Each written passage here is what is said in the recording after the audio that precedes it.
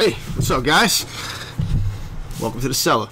Recently, the GX7 just came out for Panasonic, and if you're a GH3 owner like myself, you may be wondering, for a couple $100 less, is it worth getting the GX7 as opposed to the GH3, especially as a second camera? So I have a GH3, I'm thinking about getting a second camera. I see the GX7 comes out, it's got pretty much very similar specs, you know, looking off the top as the GH3. So what I want to dive into that camera, is it worth getting? Is this another scenario where Panasonic's going to leave us behind and that's it? But that's not actually the case. The GH3 and the GX7 are very, very different from my research. I have not shot with the GX7 yet. Obviously, it's brand new, but I have done a bunch of research just on the basic specs.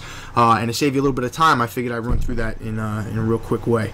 So if you're a video guy, this has nothing to do with photography. If you're a video guy and you use the GH3 and you're wondering about the GX7, or you're thinking about getting a new camera and you're trying to decide the difference between these two besides the couple of $100 in the price, here's what's going on. So the GH3 is a much better camera for video people, not just because it has also a headphone jack and the HDMI out and all that kind of jazz. I mean, that's some fancy stuff for some pretty heavy video people. But if you're just a regular video user who's trying to get the best quality footage, and you're not really worried about, you know, HDMI outs or recording outs with externally with the headphone jacks and stuff like that, then this, you may say, well, the GX7 is worth saving me a couple $100. But here's what you have to look into.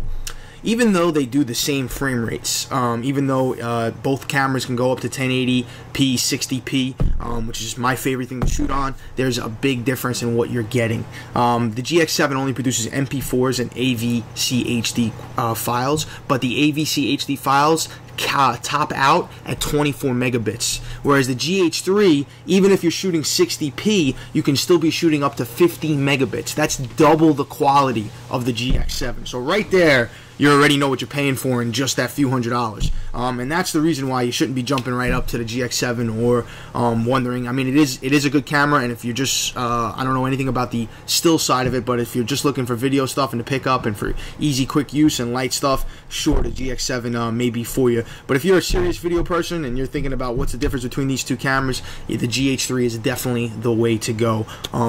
Especially since it has that double the megabits. I mean, it's such a big difference in quality. 24 megabits is like what the AF100 I think shot at. It was about that range. With that sensor, whereas the GH3 sensor, you're up to 72 megabits if you're shooting at 30p, and which is almost triple the 24 that this tops out at for the GX7. But if you're shooting at 60p, you're still double the quality at 50 megabits. So it's a really big difference in the quality you're getting from the camera. Add that in with the extra HDMI out, the headphone jack, and a couple of other peripherals, and the only thing the GH3 is missing is the focus peaking that for some reason Panasonic has decided to include on the GX7 but not on the GH3.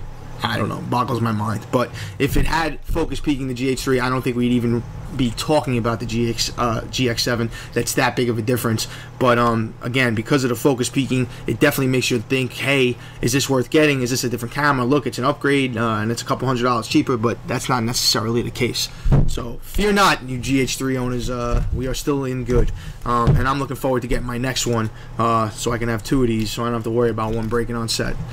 Thank you for tuning in. Talk to you soon.